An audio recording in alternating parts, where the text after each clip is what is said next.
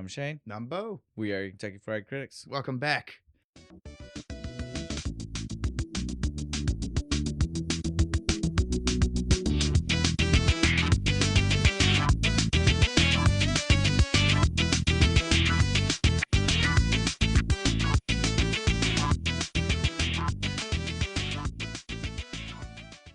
Quick, we have to hit 88 miles an hour.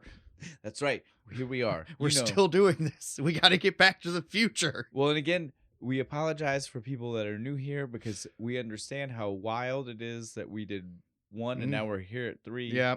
We'll look back. We did 2. We just... Time travel is more like a rug than like a string, right? It's a bunch of different wibbly wobbly, timey-wimey Doctor Who. And 2 was just at a time where we were getting close to where we knew we were ending that first season. You know, like we had a break coming up and we were kind of just like, let's do a couple of fun things, right? And that one, one was fun. We were talk about all 3 of them. Yeah, we said that's what we said. And we were like, so that way if we don't, well, here we are. We did. Yeah, well, we enjoy. We're gonna get in depth to it. And we enjoyed it so much that we had to keep going, right? That's really what happened. And we had this beer. Well, that's another one, right? That just fit perfect. Sometimes the beer, we saw this a while ago, probably when we did 2. So again, we're talking months ago that we had seen this, and we were like, because sometimes you have to have those backup ready to go. Yeah, ones. And this was a backup ready to go because we saw 2, and we were like, hey, that would work great for when we're ready to do 3. So because it's the Braxton Brewing Company's Spur American Lager. Because we're going to the Old West, baby. That's right. I love this. I love this one just for that fact. That's just cowboys and shit. It's like the perfect hybrid movie. Yes. Right? Like it's like a crazy hybrid because, you know, like it is time travel. So it's sci-fi-ish. Adjacent. This movie is, because they don't care about Don't question the rules too much. Just go with it. But it's definitely like your typical like action fantasy. Now it's action fantasy in the Wild West. Got fucking the 6-shooters, the spittoons. And it's, again, much like 2, we're just rehashing certain jokes from the first one. And so at this point now we're rehashing the jokes for a second time. But they're Old Westy this time. Well, and I say what and you it want. makes it better. Say what you want. They're great. Yeah, they are. At no point. The only one that I don't think, the only one in it that I think isn't as good is the train model. Isn't as cool as the clock tower model in the second one. It's the only one that I'm like, that one wasn't as good, but it's still in pretty the cool. first one or in the first one. Timey-wimey. Fuck. And we did them out of order, so it makes it worse. Yeah, no, I agree with that, but at the same time, I appreciate that we got one because in 2 there wasn't one. Yeah, it's there true. was no we got the chalkboard.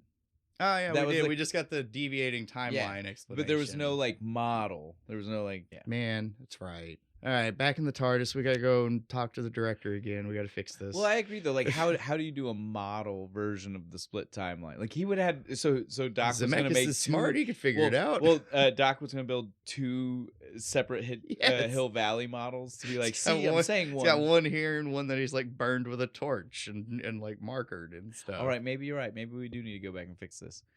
It'd be great. Yeah. So this one though, like we've already said, it's a lot of fun. And again, I growing up having fondness for the trilogy, as I've already mentioned. Yeah, I mean it's the trilogy. Yeah, you can't just abandon it. You can't just stop. You have to, especially since this one literally flows just directly into it. Did they film them at the same time? Yes. So again, like 1 was filmed to be a self-contained story, right? Yeah. They never knew they were going to make it 2. Yeah, they didn't think it'd get over like it did. That was just one of those fun kind of endings, right? Like, but the adventures we are still could happening. keep going. But they didn't know. That's why it was like 5 years later. Yeah, like, right? It was like that. 90, 89, 90, something like that, right? For the second one. And yeah, now it's 91, right? For this one. Like they were, I don't know if it was actually at the same time, but it was certainly like back to back, like literally like wrapped one into the other, right? Like there had to be nobody doing anything else this year. Well, when you know that you're about to make that kind of money, right? Like that's the thing. Like, I would be super unbothered. At the time, they definitely knew that if they were doing 2, it was going to make money. And so think about it like this, right? This is totally like that cash grab idea of turning The Hobbit into 3 movies. Oh yeah. Right? Like think about it. Like they had a story that they could have made one movie. So, like, think about 2 and 3. We know there's a lot of filler there. There is. They could have they added shit. That they could have. It would have been a wild story to go to the future, the 50s, then the Wild West, right? Like, but they could have done it in one movie. They would have shortened a lot of shit up. Well, some of but it. But we could have done it in a 2-hour movie, 2.5. I'll give him 2.5. These were 2. Yeah, see, I'll give him an extra 30 minutes to hit the Wild West. And right? I think it would have been fine. It would have been totally fine. Well, and not even that, dude. I think we could have cut a lot of filler out of 2. Yeah. A lot of the 50s where we just had the fun of just like literally like, because that was just them trying to show off. Remember like, this shot, but we're going to see it from a different angle. And put Michael, like they were trying to be like, oh, here's a gimmicky fun thing that we can do now, right? Like, hey, look, here. Oh. We don't. Yeah, we could cut all that shit out and just have them get straight to the point of getting the thing, the magazine. I forgot what the fuck the whole movie was about. But so again, I'm just saying they knew they were trying to make movies that were about to make money. They're great. Sometimes people do that and they're horrible. The third one is actually my favorite one. I don't know if it's my favorite, but I will definitely say it's not my least favorite out of it. Well, actually, I can't say this. Making me say that almost makes me feel dirty. Yeah, it's saying like one of these is my least favorite. I'm like, ouch! I don't even. I don't even want to do that. If we just rate them by quality of storytelling, I don't even. Third one's not the best one. Yeah, I will say that. But it's still fun. It's most fun. It's so fun. And if you grew up watching John Wayne movies with your dad, my dad was I did. My dad was a you could watch this one with your dad. He was a Duke fan. He was, 100%. Can't wait till we do some John Wayne movies.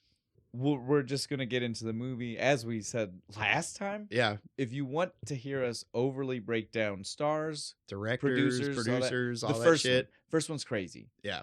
The second one was the first movie when we did that, so timey-wimey. The first one we recorded, long. The one we just did, which was the first movie, was long for another reason. All of it's the same. None of the people have changed. Like literally none of them. So we can just get straight into it. We even have not Crispin Glover at the very end. Well, exactly. It's the same guy. Yep. So here we are. The movie, of course, starts exactly where we need to start, which is in case you forgot how 2 ended. This is where it starts. How we got to where we're standing. Yeah. Which it's needed sometimes, especially when you're dealing with time travel, right? It's 30 seconds. Oh yeah. Yeah, it's the DeLorean leaves. Doc's like, "Yay, I did it." Marty shows up. It's like, I'm back from the future," and he faints. Remember that 2 ended with him in 1955 fixing the stuff from the wrong 1985. Yeah, with the sports almanac, and then Doc got sent to 1885. And he got the letter from the weirdo in the rain. It looked like he was about to fucking shoot him.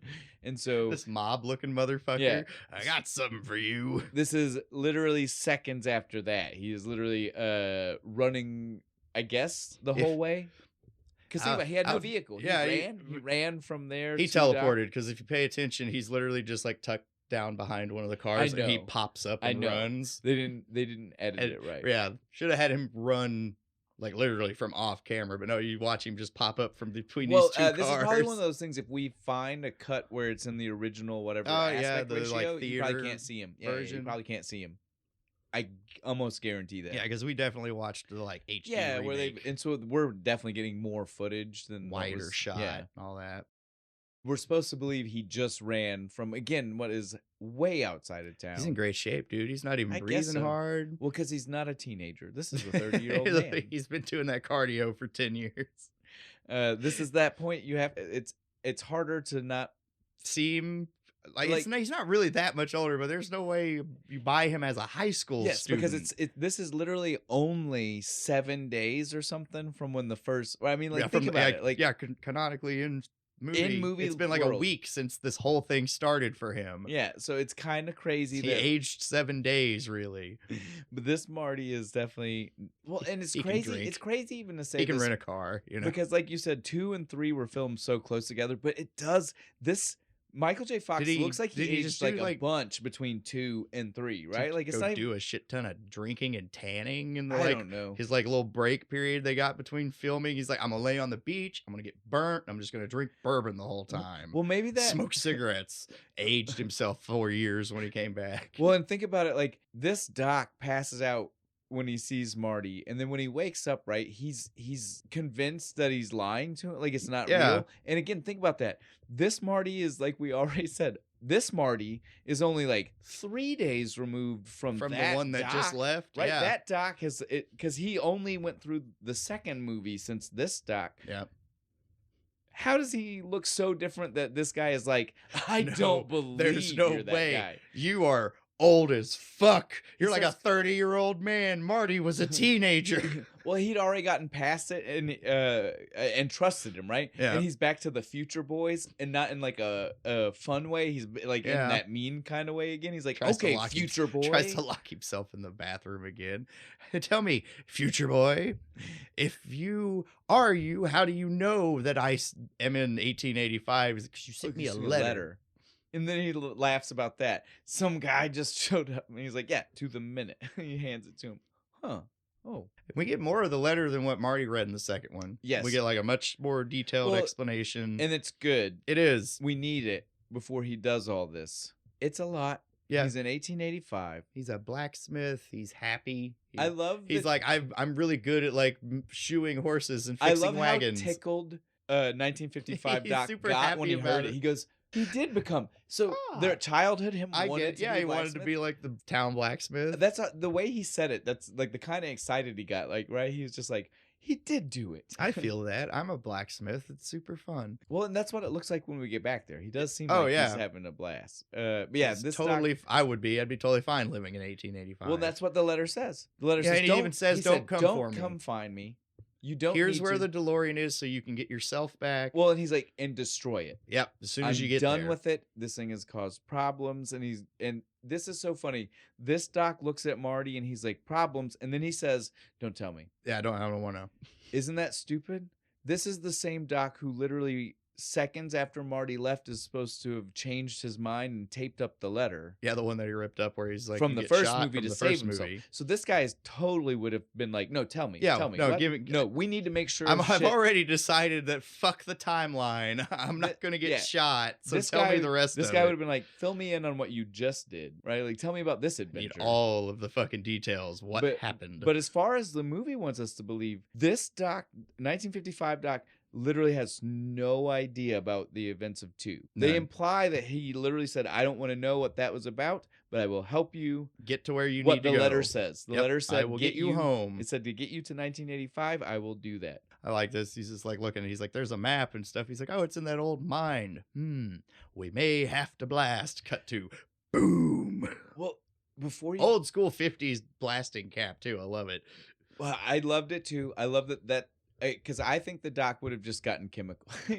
I think he would have done it that way. So I love that they show us him getting the blasting cap because that's for fun. He was like, I want to have fun. Oh, and it's the 50s. I'm sure it was way easier to get that shit. Before we address that, though, you skipped past something that we had both already said was wild that we have to say. Oh, my bad. No, it's okay. The microcircuit. Oh, yeah. The letter told him he was going to have to make a microcircuit. Don't worry, I gave you a schematic on how to do it with 1950s shit. No. Oh, is that right after they find it? No, it's right here. No. Oh, okay. Because he stumbles on the reading. The real one, he's looking at it. Schematic? Because we have to remember he's a teenager. He might not have finished English 101. They want us to remember, yeah. Even though he looks like he's 25. Yeah, so they blow up the gold mine. That I guess was just sealed up and then fucking some dynamite and blow the whole thing open. Well, and when you see them get to the shaft that was sealed, that he was like, that's where it's hidden, right? Mm-hmm. You can still see light coming in from the tunnel. And I was like, it's like 5 feet down the tunnel. What gold miners weren't ripping that? How did he seal it in a way that it's that close and nobody bothered it? How'd he get it in there? The tunnel entrance didn't look that fucking wide. Where you like in the alcove where they cut out when they see it, it's like a tiny little circle. Like, how do you even get it in there? I love Marty gets to the DeLorean and he they start opening it up and the Doc's just like, okay. And this guy is acting like somehow he's looking at the same thing he just helped him work on. Right. How different is think about it. This car is wildly different. Oh yeah. As Marty's already told him, this one flies. It's been to like what was it? 2015. Yes, in the future. It's been as Marty nonchalantly he just threw at him. He's like, oh yeah, we got a hover conversion in like the early 2000s. He had nothing to do with that. He's only known about it for 2 days. But yeah, he's acting like it's like old hat, like hover cars, meh. Exactly. And so again, they're both digging this thing out, and this thing is wildly different than the one that he just 1955. Doc just figured out how to fix the original one, 1985 one that was technically still mostly just a car. It doesn't even have Mr. Fusion on it. It's ages away from the one that they're about to start working on. Yep. It's okay. We get us some transistors, Apple box, and a light tubes, and we've got. And this. It's fine. We've got this. We've built a micro circuit. Takes up the whole hood of the fucking car. I love the appearance. I do too. This is my favorite DeLorean, the old with the big white wall tires and shit. You're almost skipping. We can't get to the car yet. Not the finished car. Not the finished car. Well, you're almost getting past the gravesite. We haven't even actually got it out of the tunnel yet. That's why we're even at this movie. The movie exists because of the grave. Mm-hmm. If we don't talk about the grave. I almost skipped over the whole point of the movie. I'm so excited. You almost skipped over the weird Futurama moment with the sad dog. Oh, the sad dog. Because they're getting they're winching the DeLorean out of the tunnel. Yes. And they go to get Copernicus, and he's over at a grave, and he's literally hugging it. He's got his paw up on this tombstone. Marty's like, "What's wrong, boy? What's the Doc? Doc, get over here!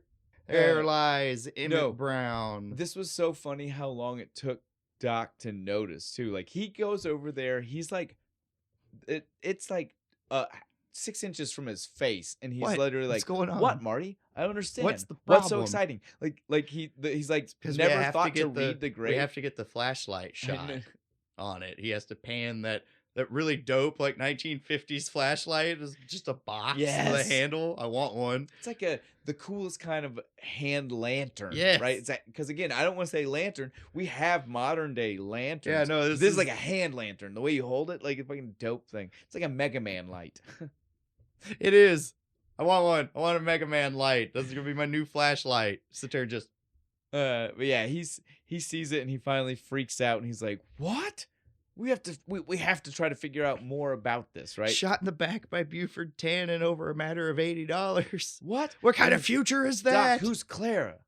Clara Clayton. I have no idea. But then they go to do research and they don't find anything. I love the explanation for why they don't find anything. Because Buford got a bad review in the magazine, so he killed the editor. So nobody wrote anything about him anymore. Doc says, "Checks out." Yeah. All they find is the picture of Doc next to the... Which is proof. Yeah, it's okay, so I was there. Clock, because the clock tower is it's the time-locked thing in this town, right? That clock tower. Well, and it's the most important thing, too, right? Because it is I don't know. I guess it's not super... In any movie other than the first one, it's not too important. Yeah.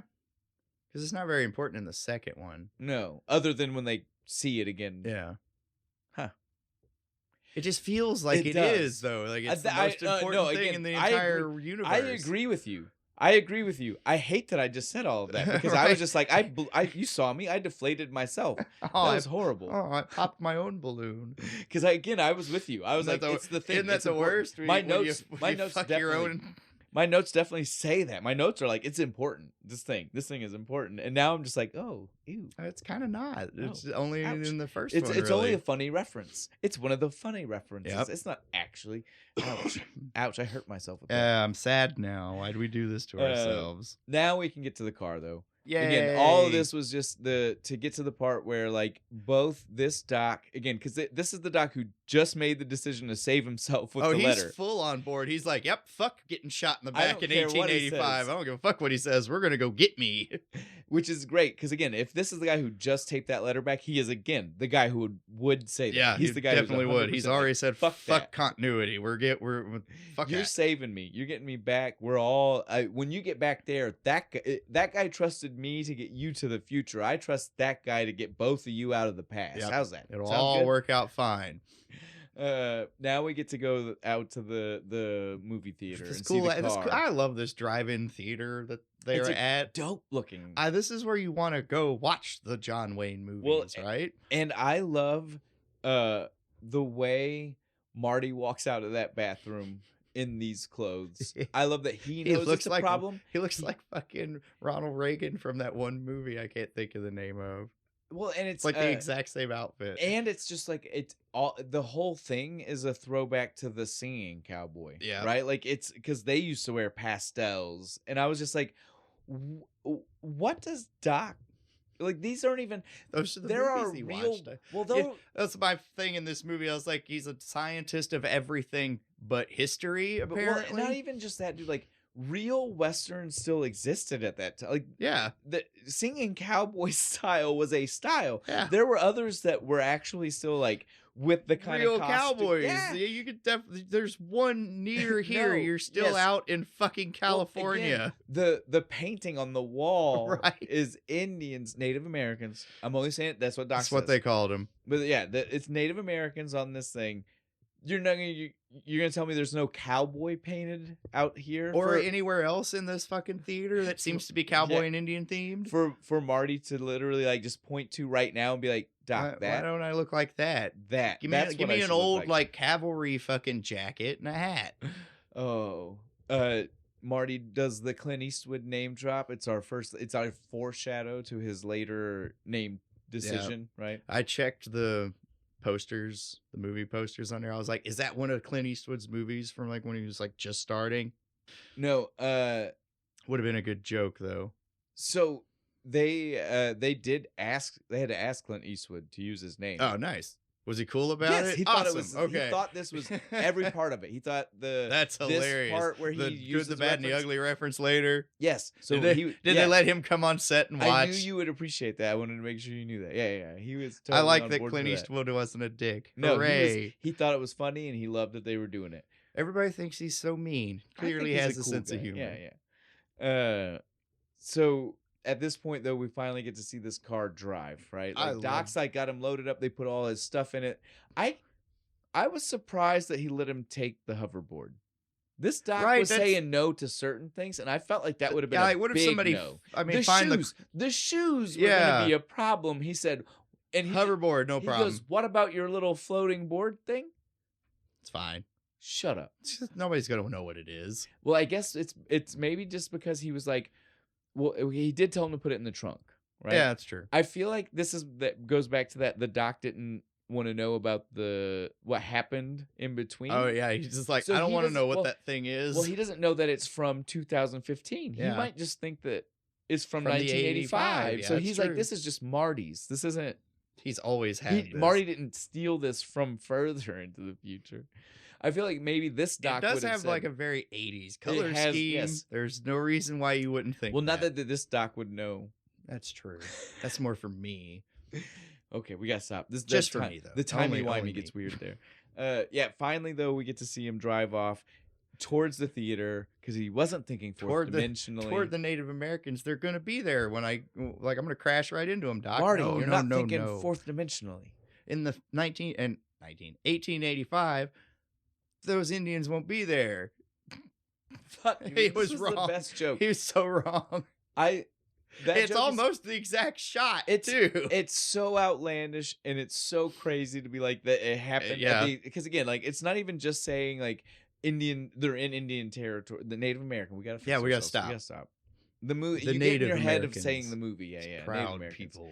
But so yeah, the Native Americans. It's so funny though to be like. Not just that they're in territory of Native Americans, that like they're in the exact spot at the exact formation too. Yeah. There's this. It is that painting when he gets there. I laugh so hard every time.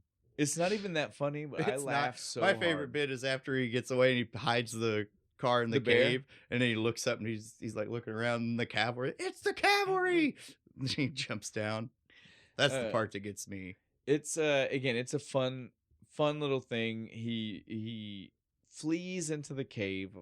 Yeah, realizes it's gas. Yeah, he ripped the gas fuel tank line. Has been punctured. Was it an arrow? Right, something. I feel like when I think the arrow was just in it, and he was like, "What the fuck?" And he pulled it out. The gas line was separate, but he saw it leaking. And then the bear then chases him all the way to the McFly farm. That's literally right next door. In their research, bottom of a fucking cliff, apparently. Well, but in their research of all this stuff, we saw him. He saw the McFly picture. He knew the McFlys were here. They didn't know that the McFly property was right next door to the place that they were driving the car.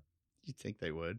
It should have been on like a map of the historical record, land. Fuck, they have to pay taxes. They had no idea. There are ways to find out who owned what in 1885. So he gets surprised, knocked out. What happens? He crashes through that fence, and fucking Seamus comes up, and his first instinct is to smack the shit out of him, because that's what you do with a head injury. Hey, wake the fuck up. I love that he's just unconscious. Like Marty, Marty feels to me like he's got some kind of. He has to. Right, something like he knocks out easy. He's had like 3 concussions in like a week. Yeah, so now like just the lightest tap is just putting him out, right? Like because this wasn't that bad. I can't believe that he fully ended up. What we get is that full like 8-hour unconscious again, where he wakes keeps up. Having. Yeah, we get the wake up scene again, but it's all like again old Westy. I have to stop us right here. This part bothers me so bad. We've skipped over some things that we wanted to have fun with. The fun car and the white wall. I have to talk about this one. We have to talk about the weird implied incest that's happening. There's not even a nicer way to say that. No, why does Seamus look just like Marty, but his mom is still Leah Thompson? So let's break this down. Or his wife, for everybody. Yeah, well, let's break this down for everybody. Yeah, so we got Seamus, who is Marty's great grandpa. That's what we hear. Yep. Because William is his great grandpa.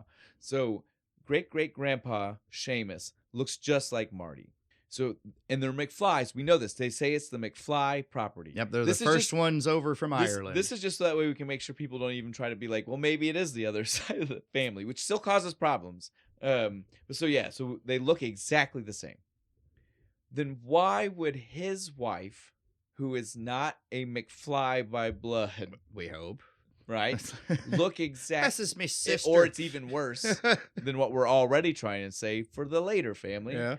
But yeah, why would his wife look exactly like Lorraine Banks? Let's not forget, me and you just watched the first one. Yep. We are very aware. Her name is Lorraine Banks. Before she got married, she is a Banks of the Banks family of Crestwood. It just sounds so fancy and rich, doesn't it? But so who is this woman? Maggie is what? Maggie Banks. Even if that's true, this just implies that this family just kept intermarrying. That it implies that at some point, instead of branching, this tree went straight. Yeah, up, right. Like there's a point where the family said, "Oh no, we're just coming back. We're coming back." That explains why Marty's kids in the future all look like fucking Marty. We're getting to the end. We're getting to that Habsburg fucking level where they're all fucking inbred. True blue blood. True blue blood. Cut me and it's blue. I definitely feel like it explains some things. Oh, fuck.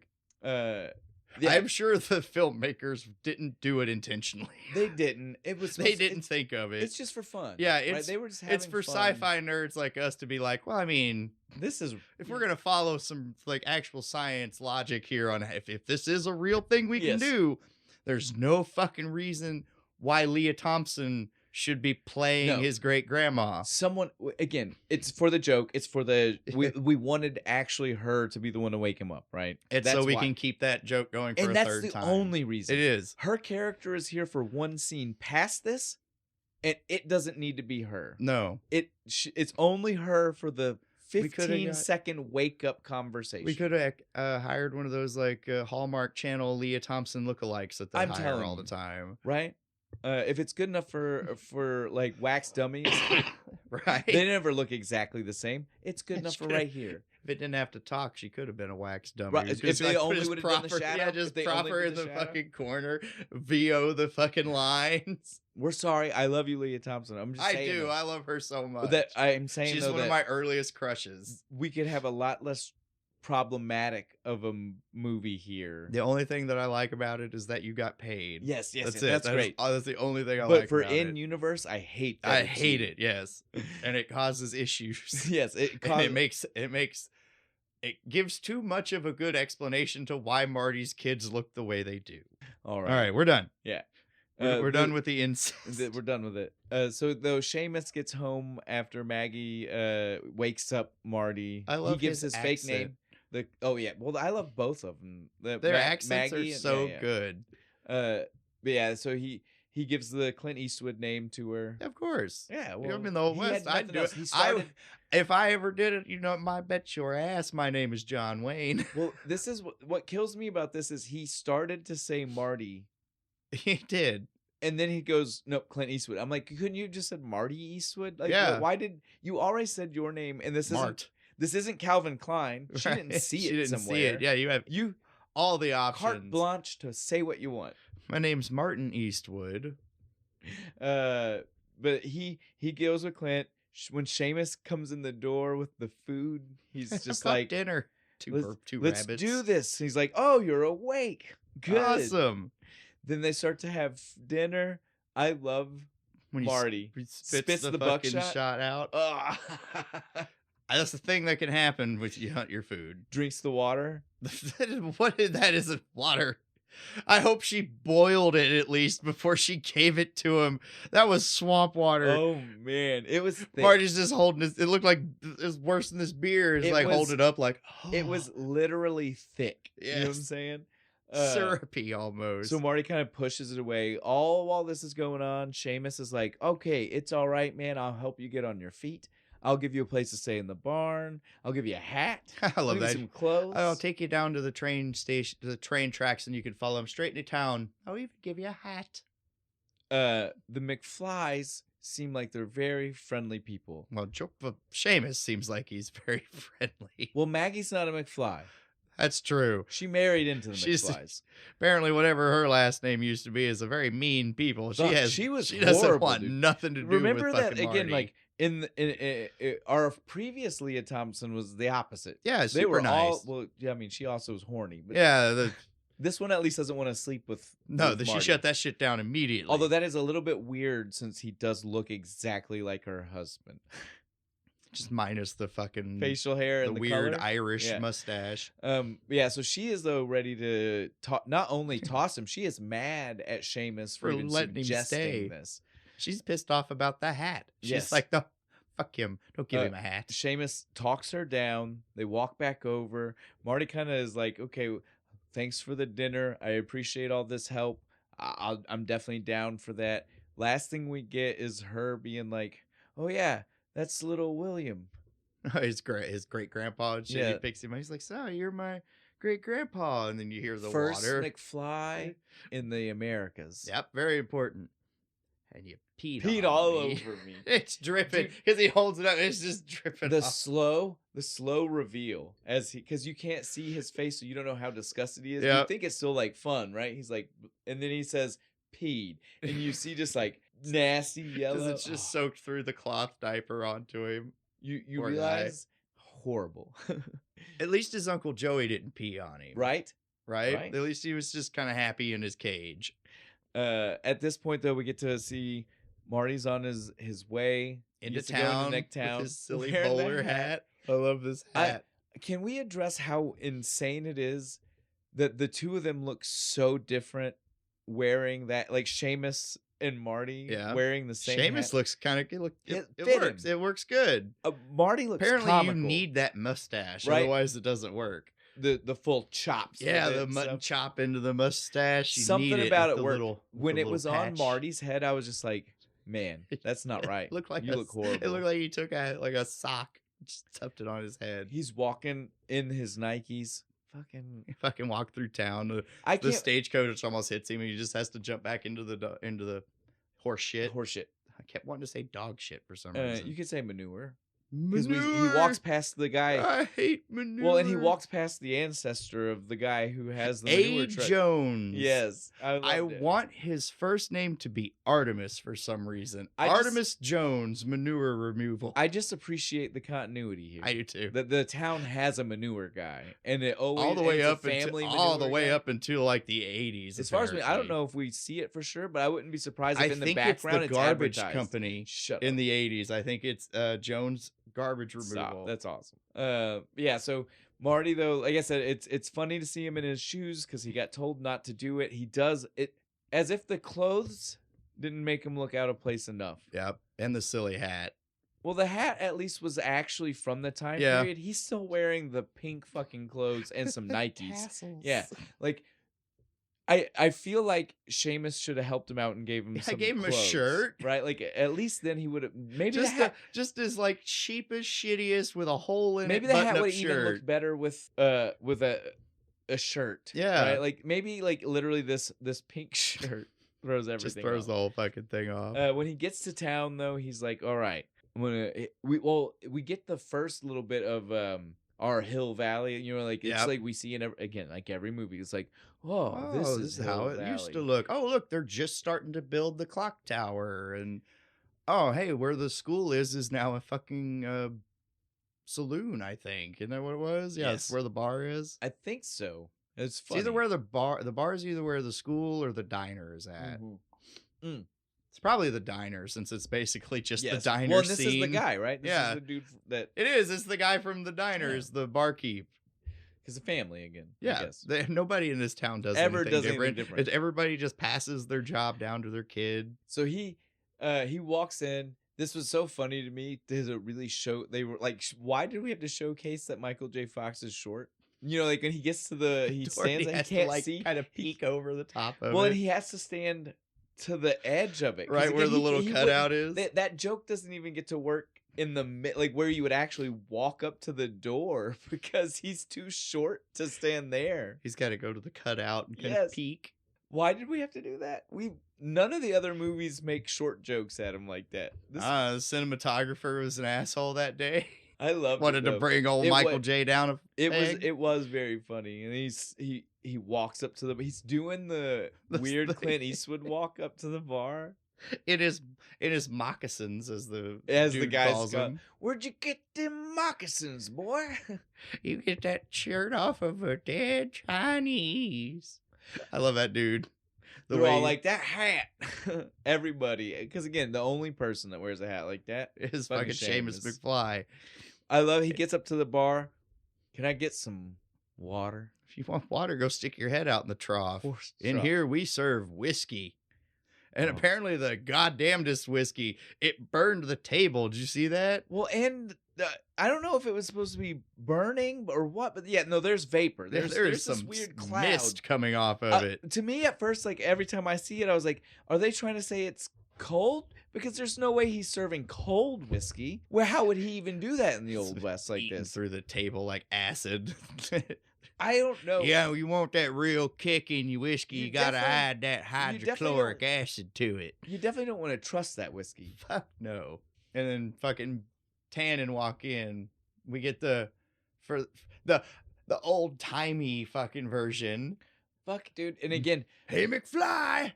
Well, I told you not to come in here. This is the only time that I want to bring up one of the actors. We fucking have said this in the other ones, and it needs to be said again.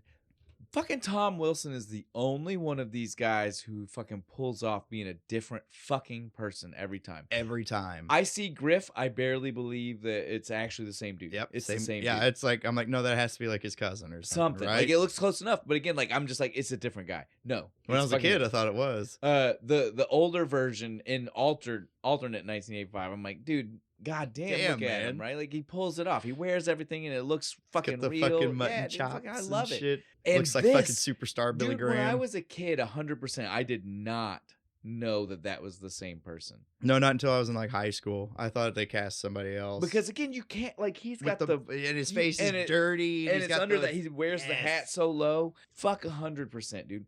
And again, he deserves all the credit for these movies. Dude. He morphs into so many different characters. Fuck, even in this movie at the end, he morphs back into Weasley timid fucking Biff. God bless Tom Wilson. Yeah, did he get any awards? He better have got a fucking award. If he didn't get an award, I'm gonna fight somebody. But so yeah, I got your back, Biff. Buford this time though. Let's get back in. My bad. Yeah, you're good. Buford. We get back in the character because I'll forget. Yeah, completely off topic. I loved that store. Had the parrot. Yes. But yeah, Buford comes in. He's seeing the hat. Immediately thinks it's Seamus. So we get the redo of 2. Yeah. Or 1? Or all of them? All of them. Any of them. Pick one. We get the Hey McFly. This is one of the jokes that's in all of them. He's just like, oh, wait, you're not that guy. You look like him, though. Yeah. With that stupid hat on. Exactly. He blames it only on the hat. And I'm like, we're not going to say the height. We're not going to say anything face, else. nose, eyes. Like, I only thought that hat. The only difference is he doesn't have red hair. But then he gets pissed off at him anyway. Right? Yeah, I forget what he even does. He just starts talking some... Again, you know how he called him Mad Dog. He's... Well, again, it was already bad, though. They were not doing good. No. He said something, and he goes, oh, you're Mad Dog. I hate that name. Don't ever call me that name.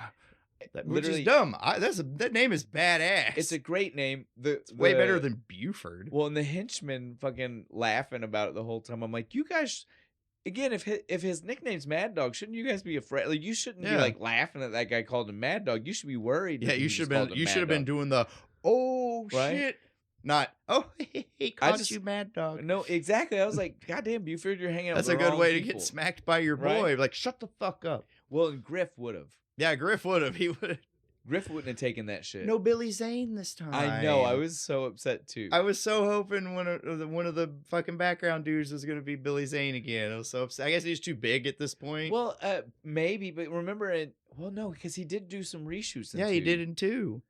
But that was well after the Phantom. I was just gonna say though that in 2 though he still only did reshoots for the one guy. Yeah, he was not somebody in Griff's like the gang is always new people. I think like in the time periods. Oh, right. Future Griff's gang is because remember it's got girls. Yeah. It's a multicultural. There's the Asian guy that's in it, and it's a whole bunch of people. So that we know that it wasn't the same as the 50s people. Yeah. So yeah, they're always different. But yeah, I agree. I did want it. I wanted Billy Zane. I had the same thought. Every movie's better with Billy Zane in it. 100%. Mad Dog gives him the open invite. Come on the show, Billy Zane. Mad Dog gives him the you better dance, boy. I fucking love him doing the moonwalk. And then everybody just kind of stops. Is like he ends it on the jump, dude. The Michael Jackson, like on your toes jump. Dude, and he nailed it. He did. Way to go, Michael J. Fox, dude. Like, I don't know how much training he needed for that. And in sneakers, that's not sliding very well on that fucking floor. Way to go. But the spittoon gets catapulted, dude, all over fucking nastiest Buford. Thing in the world. Any movie I see this happen in, I'm like, I don't care if it's the bad guy. They're right for being mad. That's fucking disgusting. You ever actually had it on your hands? Not from a spittoon. It's gross. From a spittoon? Not a spittoon, but I used to clean the food stamp office with my mom way back in the day, and there was this one guy who would chew in his office and just spit it in his trash can, and I didn't know yet because it was my first day. I go to just dump the trash can, and it just goes all over my hands. I threw up into the big trash. Oh, it was so bad. You get my point. Yes, Buford is fully justified in almost killing him. Especially because that's gross. Think about it too, because like a spittoon is worse because it sits there. That thing's probably a bunch of different people, and it's been there for like weeks. It's moldy. Yeah, because they're not emptying it regular. No, did you see that bartender? They empty it when it's full.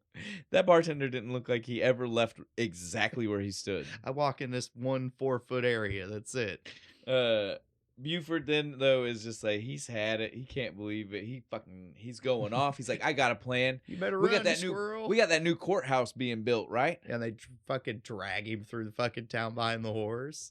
He said, this is the old timey West version of our chase scene. Like I said, there's no neat little board gimmick to get him out of it this time. I love that when I told you that last time, you were like, oh shit, it is. But it is I never thought of it. But now when you watch it, because he doesn't get away this time. But when you watch it, tell me it doesn't. It is. It's almost shot the same way. You're seeing the same stuff. He knocks a bunch of boards over, like when he breaks the fence, like when he, you know what I mean? Like it is literally, it was the weirdest way to give us that moment. That one, and to like for the one time it to not work out in Marty's favor too, because he gets.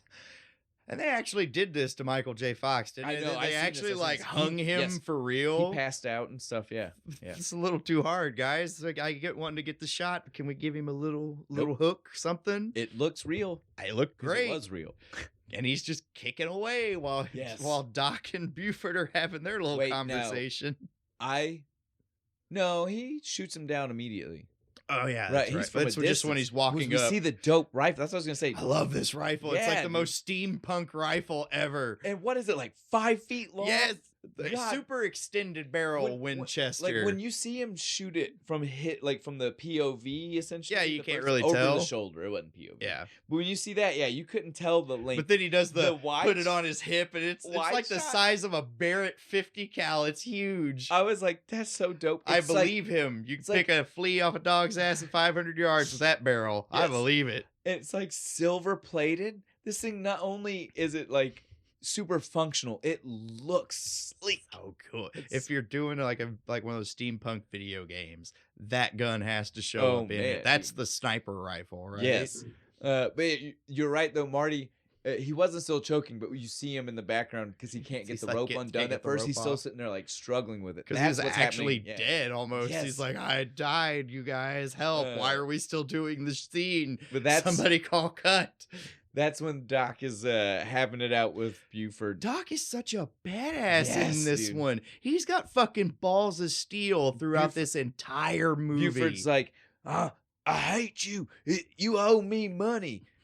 For that horse, the horse you shoed for me. He goes, that horse was perfectly fine when it left my house. And anyway, I remember you didn't pay me anyway, right? Well, it threw a shoe, and I busted a perfectly good bottle of fine Kentucky bourbon. So you owe me... Red Eye. Oh, Red Eye, my bad. It is bourbon. I just love the use of Red Eye. That fine Kentucky Red Eye. Wonder if that's still a brand. We should look. Oh. But you owe me 5 for the whiskey and 75 for the horse. He's like, if the horse threw a shoe, bring it back. I'll reshoe it. I already shot that horse. Yeah, he says you owe him the $80 though. Marty pieces it together. He goes, that's the $80. Oh no. I like as soon as him and Marty get back together, Doc's just like, who the hell dressed you this way? Well, before we get that fun piece though, Marty was worried. Right? He thought Doc, because Doc did, like you said, he's a badass. Yeah. He was being a badass, and he kind of stomps up to Marty, and he says, Marty, I told you not to come back for me. And then immediately turns it, man, come here. Miss Big you. hug. Love you. Going back to like the letter and this and our previous conversation, what the fuck is the friendship we don't know? I mean, screen time right now for all 3 Doc movies. has known him since he was 10, I guess. Well, I'm just saying, like, think about it for us, like, as the viewer, right? And like we said, from Marty's point of view, it's been like a week and a half, yeah?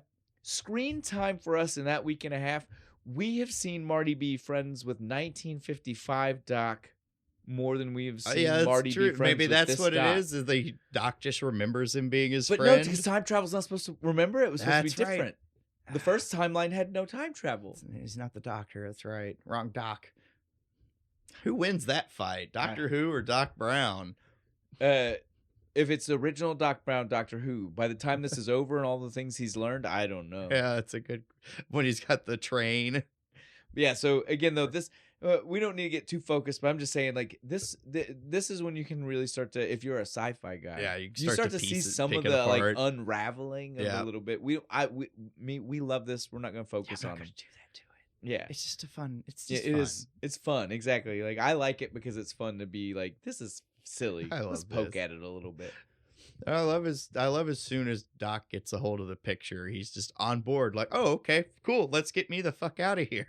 Well, again, that was one of those conversations that first Marty seemed like he didn't want to bring up, right? Yeah. He was like, Doc, listen, This is why I came back. You're gonna die on like, Monday. Those are the things. This is again, like we already laughed about the 1955 Doc for, right? Like he was on board because that was the guy who 5 seconds ago made the decision. He taped the fucking letter back together. This is the guy that when you gotta think about which Doc we're talking about, right? This is the Doc who, as far as we know, waited 30 years to use said letter as a thing to save his life, right? Like, at what point did Marty feel like he needed to be worried about telling Doc why he came? Like, he should have known this guy was going to just immediately be like, "Oh yeah, you're right." I love it. He's looking at the picture and shit, and he's just like, "Damn, wish I'd have paid him off now." Yes, I love that. It was so good.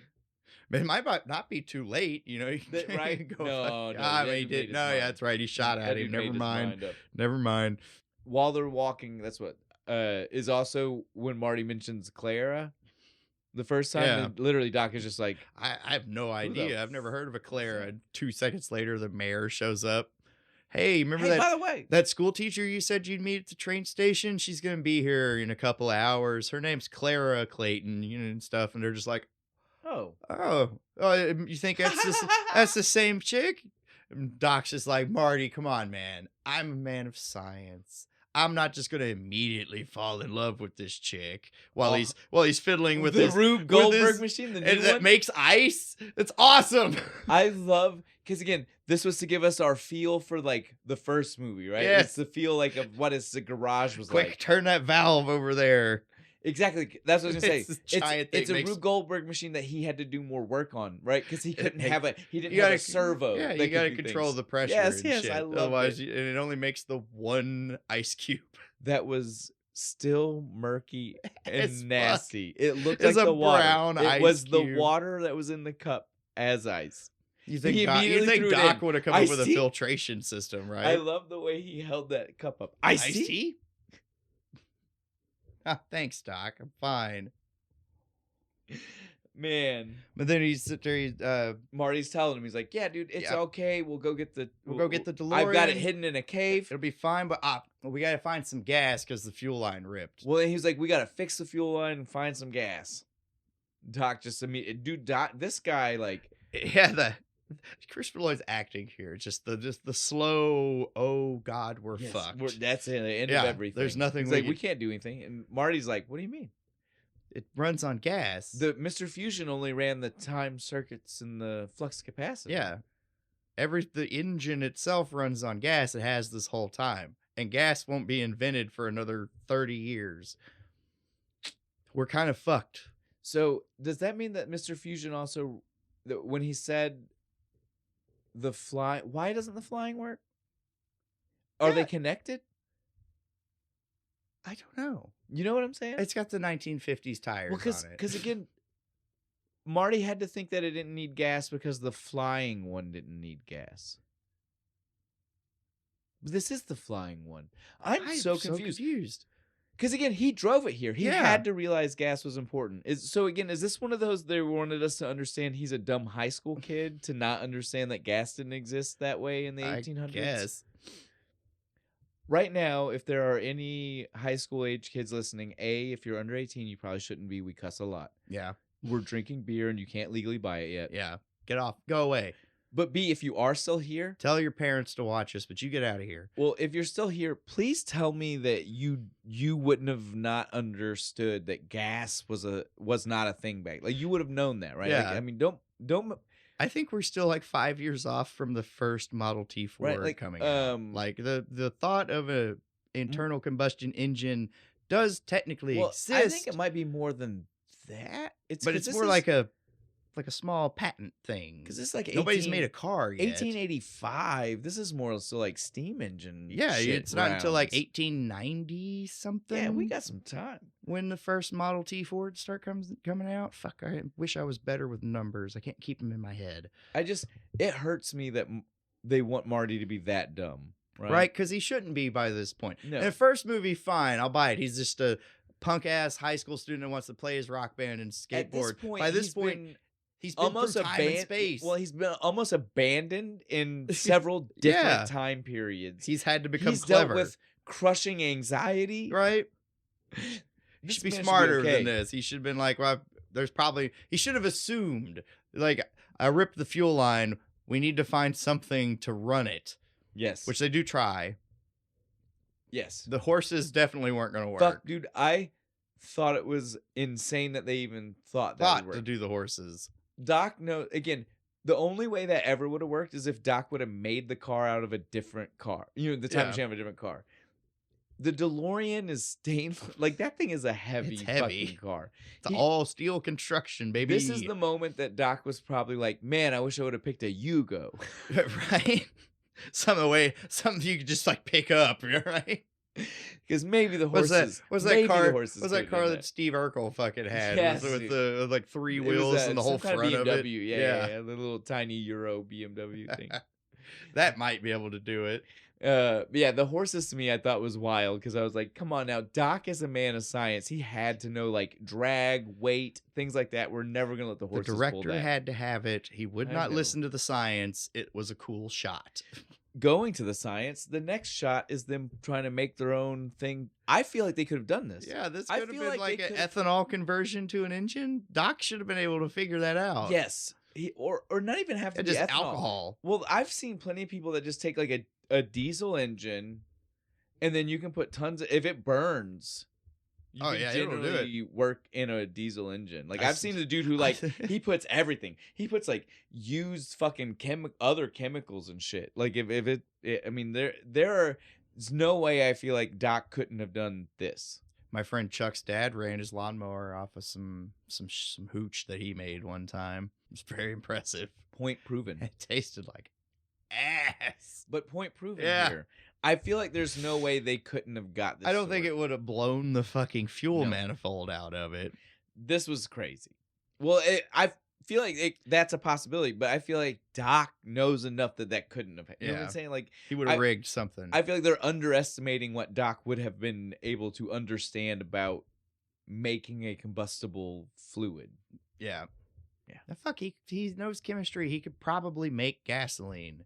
I'm telling you, it's just oil. Oil exists in refined. The 1800s. It's literally it's refined it's oil. Refinery so just take some oil, refine it into the like 5 cups of gas that you're gonna need for the quarter-mile trip you're gonna need to 88 exactly. I don't know. Finally, though, they do stumble on the idea of the train. Mm-hmm. They're looking at the map and they're like, "Hey, wait a minute." There's this nice straight stretch that goes over the Clayton Ravine. But trains. And then Doc's like, yeah, I think it's right. And they ride out there. I love it. The engineer, he's just like, I mean, I guess you could if you got the engine hotter than the fires of hell and you had a nice straight stretch. But you're going to lose he's like, it's like the fucking thing will blow up probably. My favorite part is when they get out to the ravine, right? to do the check. Yeah. Well, there's no bridge. Doc throws out You're not thinking fourth dimensionally again. In 1985, the bridge is done. When we get there, we'll have rails under us. It'll all be fine. Oh. Marty's still proving he can't. How can he not wrap his head around it? No, he can't. Already had. Well, I guess though the first time Doc said that to him, he did run into He did run into him. That's right. So maybe he's been wrong before. Maybe he's like, I understand what you're saying. It's like, no, Doc. What's going to happen is when I hit 1985, the bridge I haven't like hit like this phase of reality yet, and the car is going to sink through the bridge. He's like, just because trust me. Gravity still works somehow. He's just like, trust me, things go wrong. That's what I'm going to tell you. And I'm going to be trapped half in the just sticking out of the concrete. I love it. But while they're out there, about to ride back, because again, like they're done. Yeah, they're like, I mean, it'll work. This is the plan. They were seconds away from not being able to save her. Right? They were about to turn around and leave. If she hadn't have screamed, they would have just fucked off. They hear someone yell, help. And again, Doc is a fucking badass. Right? He rides up no hesitation. Immediately, dude. Fucking full fucking Clint Eastwood. He's the Clint Eastwood in this fucking movie. He snatches her up off this fucking wagon. 2 seconds before it goes over the fucking cliff. We are going to say that, though. The wagon and everything on it went over that cliff, right? There were no dresses. There was no telescope. No, they were all it all went flying. Cut to them taking her to her house later. And they're like holding bundles of clothes. I'm like, so they climbed down this ravine and gathered all her shit up that for didn't her? break, right? Like that's exactly what I said. I was like, way nicer than me. I ain't doing that shit. But yeah, we see she's just like, thank you so much. She does the introduction. Yeah. Clara, Clayton, they're both like, oh.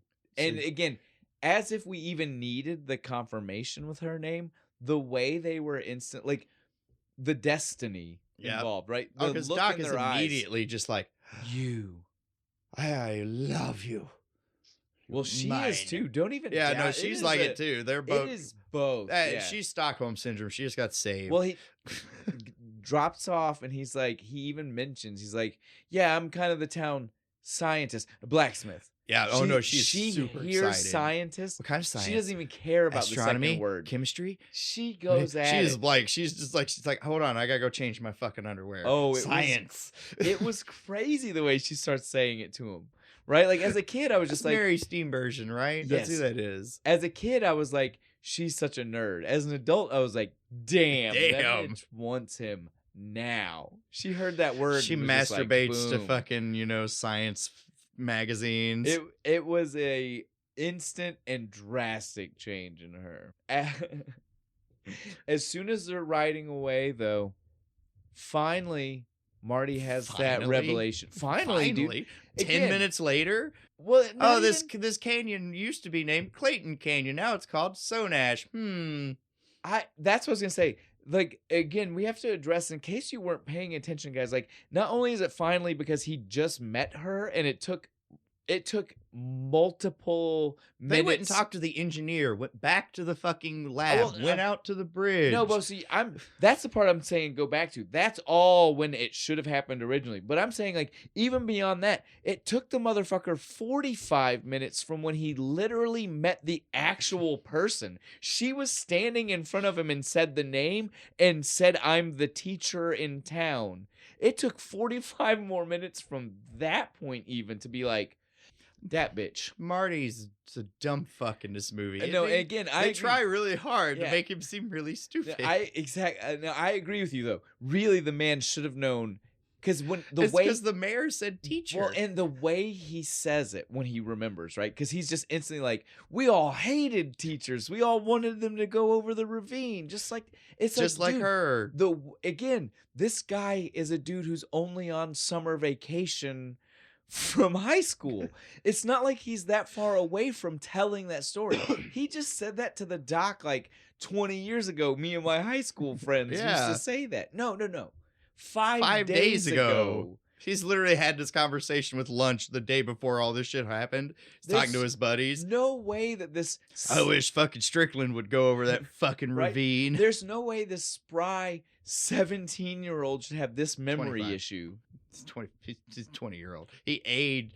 Time travel, nobody really knows this. If you do enough of it, will age you prematurely because your body's trying to catch up with all the years shit that's happening. But yeah, so it is absolutely crazy that it took him that. I agree with you. It's insane. It takes too fucking long. I think next is the model scene. The next thing is the model thing. Again, I love Doc and his models, dude. They are great. I love the models too, but this one it's a little disappointing. There was no fire or anything. It's just kind of the train pushes it off the table. You're upset because it was successful? Yes, I am upset because it was successful and nothing caught on fire. The fire was technically an accident. I hope for catastrophe at all times. Chaos. So this man has made progress in his life, and you're upset. My models have gotten better. Bo's upset with me. That's right, Doc. Oh man! I wanted the train to explode when it hit the ground. Can we get a little nitro in there? Now, I will say though, it may not be as exciting of a model, right? But for the fact that this is 1885 and he also whipped it up just as fast as he whipped up the 1955 one, this looks amazing. That little DeLorean with the bullet shell fucking rocket boosters, so real. I dude. like that. Like yeah, for it again, like come on now. In 1955, this man took a toy car, This dude said, "I'm gonna make something that looks literally looks like the DeLorean." It's true. I'll give him that. He did put some effort in, and the whole Hill Valley the power fucking thing was awesome. He did. The scale was horrible, but I mean, he had Hill Valley, and he had the whole train tracks fucking and little windmill. No, we're fucked beyond this point. Windmill. Yes, dude, I love that. That's how the reference is for it. While they're working on it, though, of course, who shows up? It's Clara. Just like mirroring the Lorraine showing up in the middle of them working on the car. Yes, it's so good, right? Because they have to throw the thing over the DeLorean and shit. So I was like, it's the planning scene, but it's Old West. It's perfect. She's like, I need you to fix my telescope. The telescope that should not exist. Even if they did find it. It is shattered. It would be worse than... There is no way it's just like, oh, the lens is out of alignment. That's right, because that's all it was. He was like, oh, I can definitely just fix it. It won't take me very long. 2 seconds. Tonight. Where the screwdriver. Because it was the same night. That was the festival night. Yeah, the festival. He said, I'll bring it to you tonight at the festival. This festival is my favorite. ZZ Top, baby! Can I tell you something right now? And if you knew this already, that's awesome. I did not know this literally until today. I knew it was ZZ Top on stage. Do you know that because I've told you, I've been on record, I think both other movies, I've said my favorite song in the entire franchise is when they're here. Fucking on the fiddles. Do you know what that is? That's Double Back. Oh, shit. It's ZZ Top's Double Back played instrumentally and sped up on banjos, fiddles. That's so awesome. I did not know that until today.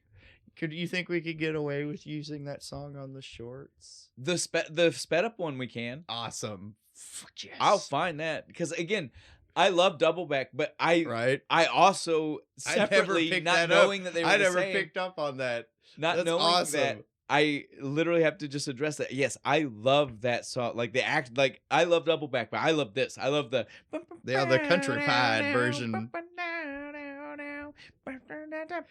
I could do this. I mouth harp this song all the time. Like not even watching the movies. No, you think of this movie, that song pops in your head. Dude, I love it. It's like the other movies with Power of Love. Yes, dude. This is the one that pops in your head, and they spin the guitars. Literally, that's when I found out that that's what it was. That's what everybody else all of the things on like Reddit and things. That's what people were saying. They were like, "Yeah, I can't watch this movie and not think of Double Back. Double Back should have got the same credit as Power of Love." And I'm like, really I didn't even fucking know. Is it credited? Did they even show it? Oh, somewhere I'm pretty sure. Okay. Yeah. I stop shit before the credits usually. Dude, I was blown Should be in away. The beginning of the goddamn movie. It was ZZ Top. Behind the scenes thing, I'll tell you.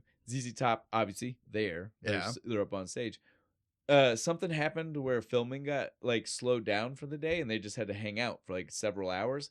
The whole Michael J. Fox was just like, hey, since you guys are here, do you guys mind playing this one song for me? Because I love that song. And they were like, yeah, I mean, we're here. We can't leave. We're not going any fucking way. Yeah, might as well. Because, so they played that song. And then for the entire time until they were able to start filming again, they literally just let everybody around pick songs of theirs. And they played Total Request Live with ZZ Top. How dope is that, dude? That's play legs.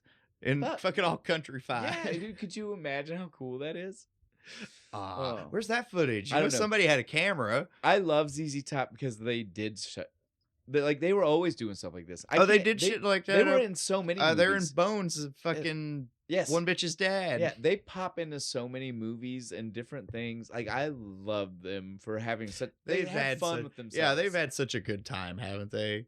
That's what you wish more famous people were like. Yeah, would just take the piss out of themselves like that. While we're at the festival, we get to see a lot of jokes.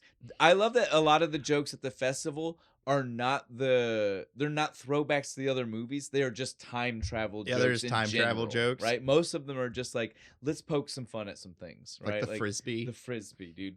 Fuck it. It used to be a pie dish company, but somebody had the brilliant idea of throwing them. Apparently, it was Marty. Marty is definitely the one, apparently. I like the one that is a reference, the in real life Wild Gunman bit with the fucking Peacemaker. That one was good.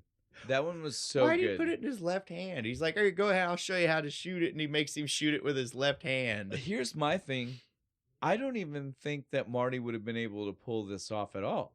No, He's only good at that video one game skills and real skills don't translate the usually. Weight difference, recoil, kickback, all of these fucking things. 45 long is a fucking bit of a punch. I was like, there's no way he just quick shots right one time only. I was like, maybe give him a couple. Yeah. Give him a couple. Literally, he fires one off in the air. He gets the whatever the perfect score in the game is. He's just like bing, bing, bing. I was like, no way. I love the scene, but I every time I'm like, that's not happening. The promoter guy's just like, where'd you learn to shoot like that, son? 7-Eleven. We also get the dedicating of the clock. They get their new picture. Yep. Their picture. Yeah, but it's both of them this time. The way it should be. It really should. Because again, we may have been wrong about how important the clock is, but it is at least important to those two. It may not be important to the movies like we want it to be, but for them it is super important. It connects everything. Yes, that's and so why we think it's important. Maybe because we love this by proxy, we're just like it's important to them, so we love this one, and we love. So if you love this one, that picture is like I want in that my brain. picture. I want like a framed version. You of understand? Picture. I want us to fucking recreate this picture. That would be fucking dope. We get to see Strickland's kid. Strickland's ancestor. Yeah, right? Marshall Strickland. I love that he is the hardest to distinguish from any other. You know, like the rest of these people. Well, I know minus Buford, but you know that's the family. Have you ever seen like those pictures of like Wild Bill Cody from back in the day? It is the exact same. It has the hair and the big long mustache and shit. So dope looking though, right? He looks so cool. It's fucking badass, and he's a disciplined boy. You remember that word? It starts the whole fucking thing. But yeah, so he took all the guns from Buford when he showed up, right? Like it, except one. Yeah, well, again, he thought he took all. Yeah, thought he got the knife. You know, he thought he had him. Then we get back to the party.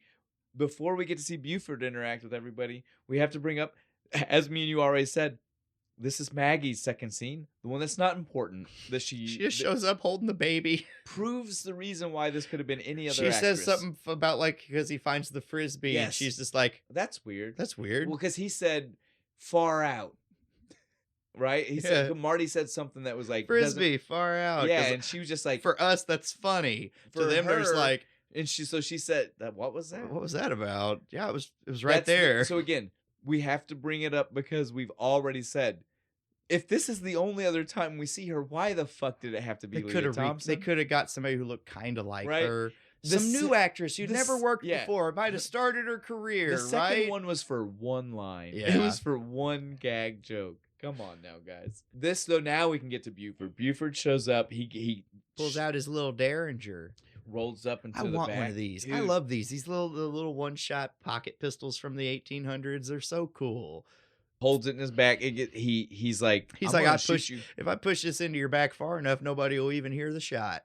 Claire is like, what's going on? We're dancing. She gets involved, and so Buford says, "Will you come here, woman? Maybe I take my $80 out of her. You're just gonna have to shoot me again, Doc, being a badass." All of this balls of steel gun to his chin, still like, shoot me, fucker. Hey, Claire's a badass too. Once she finally realizes what's going on, she says, "Fuck you, buddy. I don't know if you understand who you're messing with, but I ain't that bitch." He tries to like be all molesting and shit on the dance floor. Kicks him right in the shin. God damn, dude, it was good. Stops everything. She knew what she was doing. Yeah, she knew that no matter what he did, there's no way the rest of everybody wasn't going to know. Yeah, because he pushes her down and everything stops. Sheriff is there. Again, this still almost went wildly wrong, but she did have the right idea, right? Draw as much attention to what's happening as possible. And so she does that. Buford's pissed. He's going to shoot Doc. And he fucking pulls that gun. Marty grabs the frisbee. Pie pan. Whatever you want to call it. Discus fling. Chucks it. Knocks it out. Shoots it and fucking knocks fucking Doc's hat off. I love that part because he's just like. We can address that, right? Definitely means he would have been shot in the head. Yep. So how does this timeline work? The tombstone would have to change because he was shot in the back on the tombstone. Wouldn't it have to say shot in the head over $80? But the tombstone was supposed to be the reason Marty went back. So Marty should have been seeing the original one. So if this is when he died, Marty should know that. So was what he going to happened originally? How did he miss? How did Doc the survive first time? this? Yeah, the first time, because everything would have been the same for here. Doc was at the festival. We saw the original picture. Yep. He'd already met Clara because that's why she wasn't in the letter, but he did know who she was to be on the tombstone. Yep.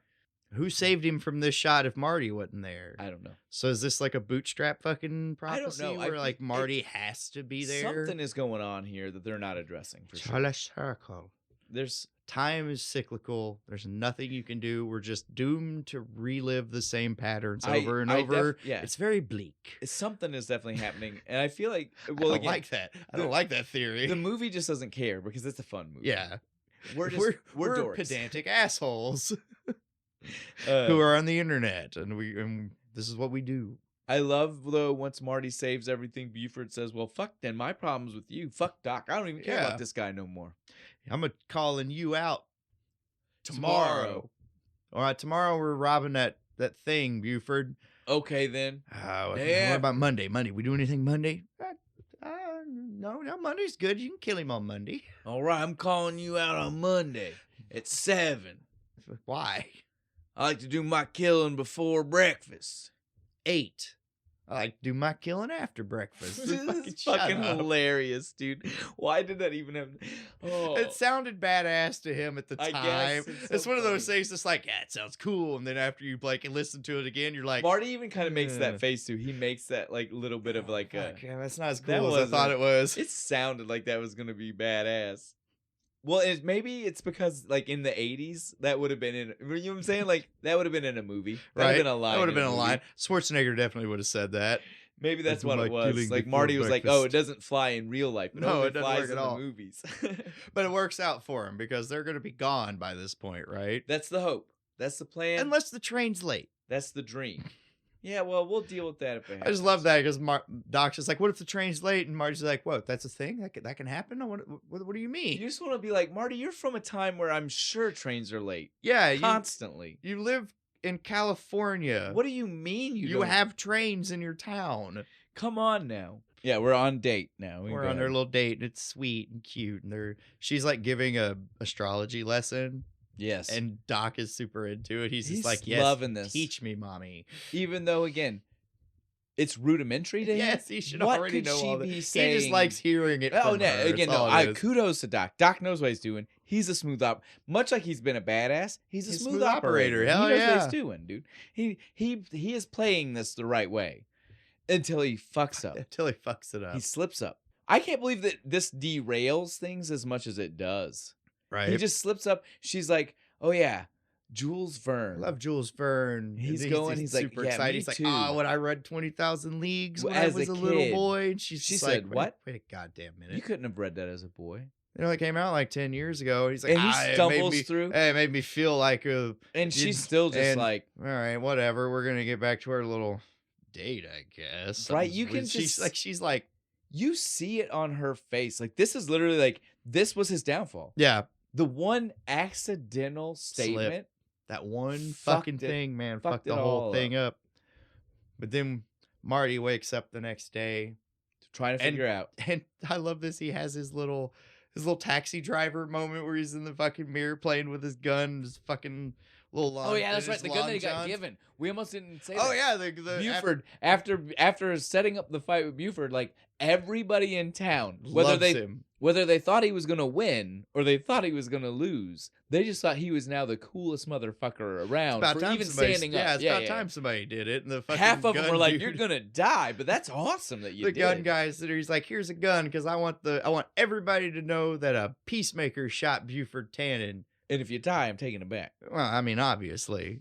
He's just going to strip it off of his dead corpse. Yeah, so we see him playing with his little gun in the mirror. This is so funny. Talking to me? I wanted him to accidentally fire talking it. To me? Accidentally and just blow the mirror away? I guess the only reason we don't is because he already did the he already did. Contest. He's competent with firearms. Whatever, though. I wanted one more. I wanted him just to accidentally like... Fuck!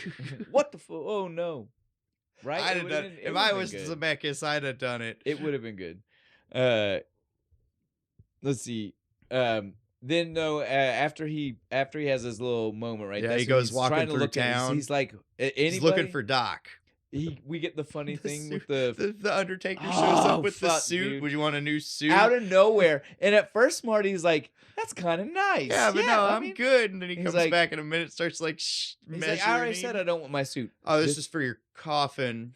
Fuck, dude.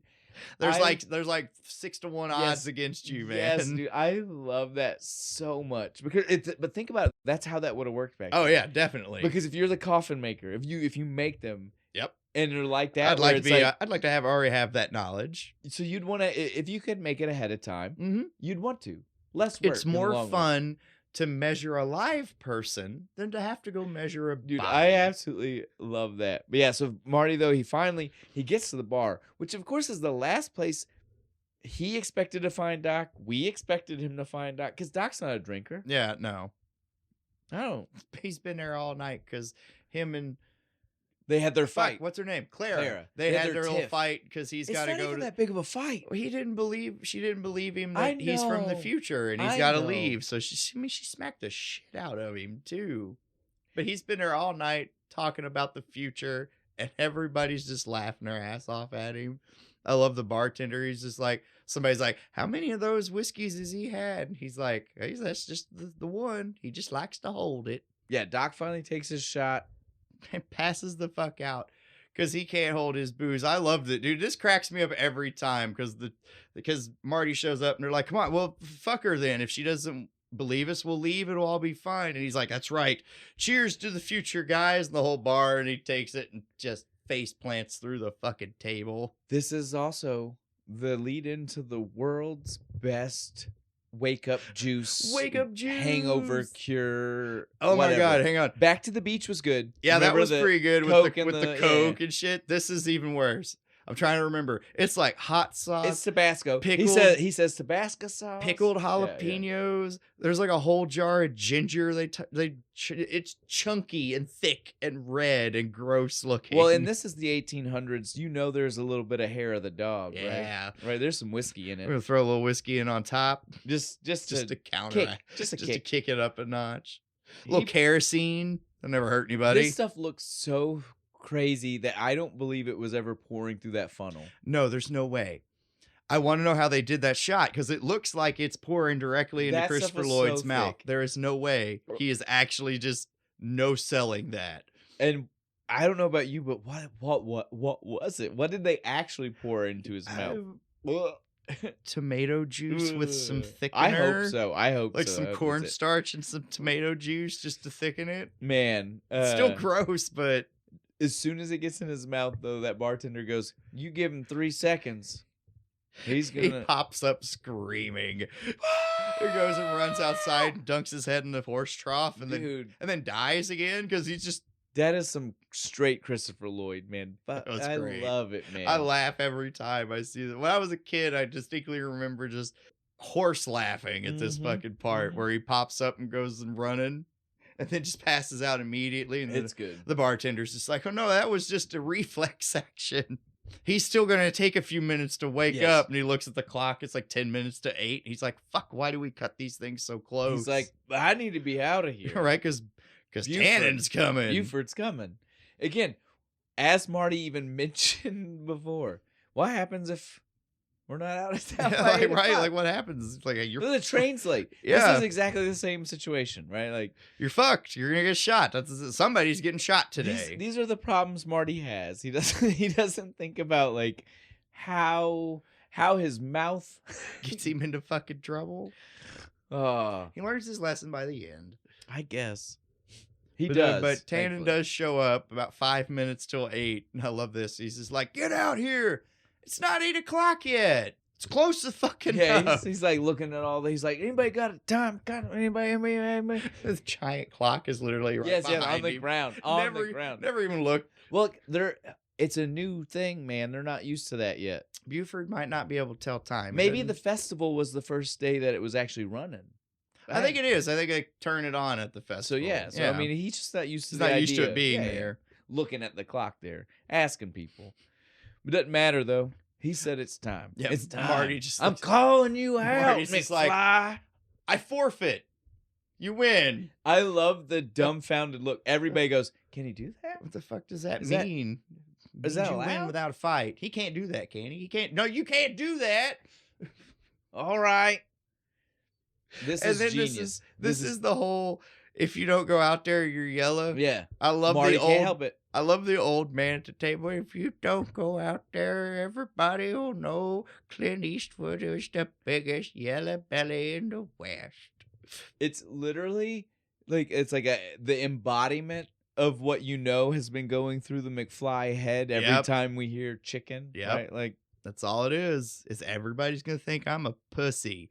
Well, and it's like, and they slide the gun over to him, and he's all badass for a sec. He's like, I got a gun. It has like the Clint Eastwood fucking. Yeah, he's like, I'm right. You know, the slow tilt of the head and stuff, and then he looks, and then all of a sudden it's just, he's an asshole. I'm not going the fuck out there. Fuck that. You got to back way out of here. Doc wakes up and shit. He's like, oh, thank God. All right, cool. Out the back. Yep. Plan. It was, if Doc hadn't have fucking been talking about Tylenol, yes, they wouldn't have heard him, because they get fucking shot at by Buford's boys. They have to dive in. This is where he finds he dives into the other building with the cast iron stove, and he has that thought again. I love that the only reason I love that moment of like, I've seen this movie, and it's supposed to be because it's from the second one. From the second, yeah. He's like, I just saw this. I just saw this shit. Great flick. Great fucking flick. Well, and what's even better is that he's about to use this trick against Mad Dog, right? And Tannen in 2 said that this was Mad Dog's trick. He said, oh, he does. That's he right. Saw it. He's watching The Good, Bad, and the Ugly, and he goes, it's Mad Dog's trick. My relative. That was based on my right. He says something like that. Again, he sees that trick, and he goes, yep, yeah, I know that. This is beautiful because it literally means that somehow he has gone back in time and he gets to flip this on him. Buford just told the story down through the century. I love this, dude. And I love it too, because it's a shot for shot redo of The Good, Bad, and the Ugly. It's so good. Watching Michael J. Fox do the fucking... He takes the bump the same way. The way... He's even like... the when they do the close-ups, he's doing his best like face without trying to go overboard to make you be like, he's mimicking. He's trying to border that line of a Eastwood impression. Yes, right. Because like most people do the Eastwood, they purposely push their chin out and do all the things. He's doing everything to stay looking like Michael J. Fox, but still make you be like, that's fucking Eastwood. It's so good, dude. This is the moment where, again, like, say what you want about the movie. I saw this shit before I actually saw the Clint Eastwood one. You know what I'm saying? Say what you want about this movie. You might think it's hokey.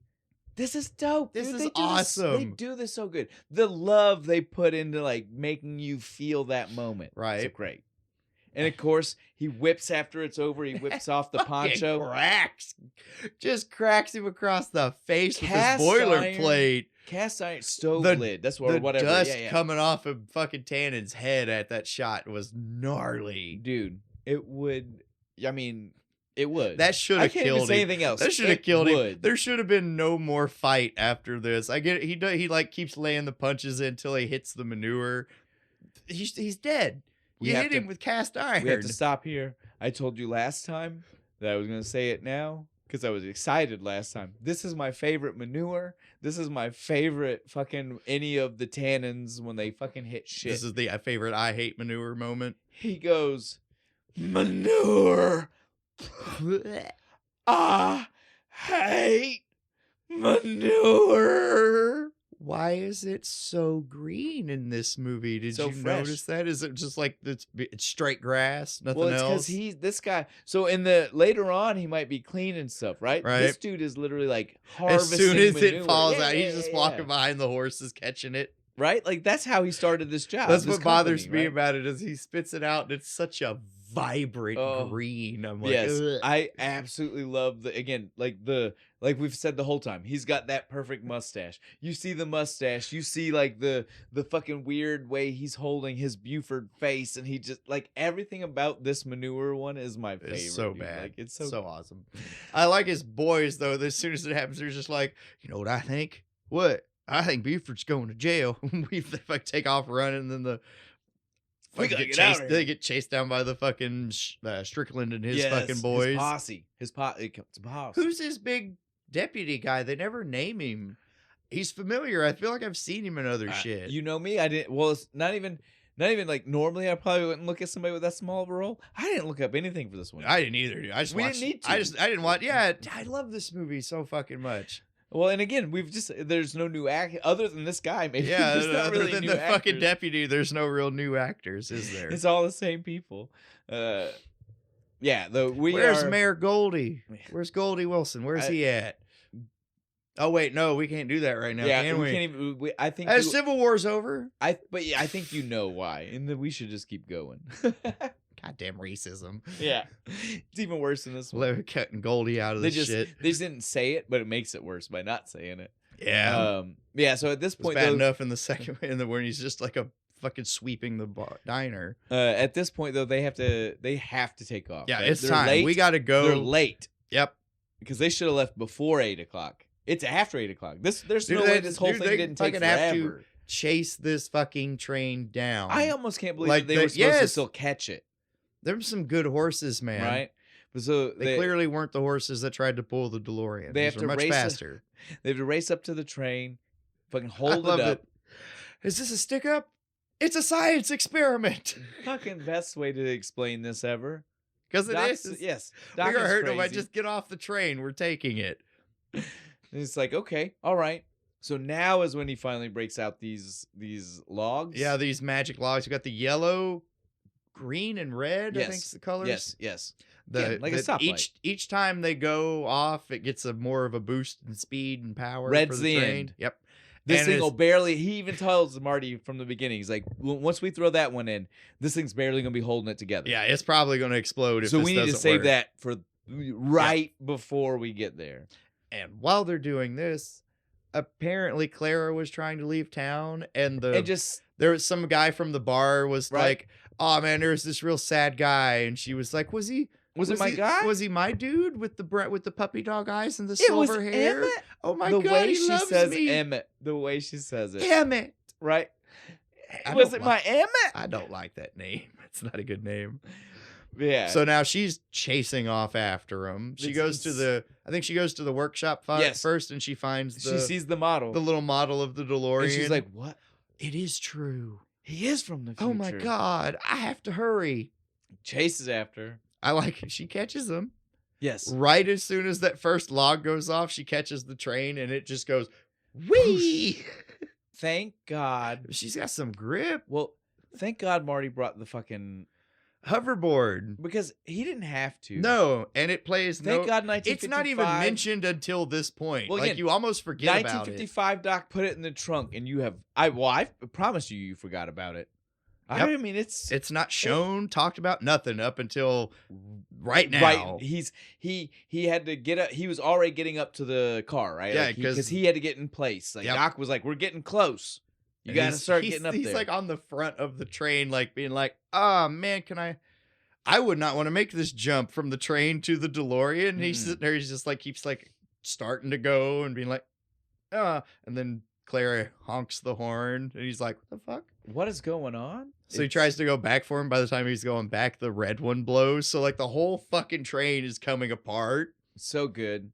She flies backwards. Yeah, she's like hanging from her dress. It's just like hooked onto a piece of metal. Doc is like, again, being the badass and the smooth operator. Fuck yes. It's like, I'm coming. Last second, fucking they launch the board back. Yes, he catches it fucking perfect. Marty, I fucking love the way he does this. Again, Marty's already in the seat. He's already, Doc was struggling. Yeah, he's just like hanging. Yeah.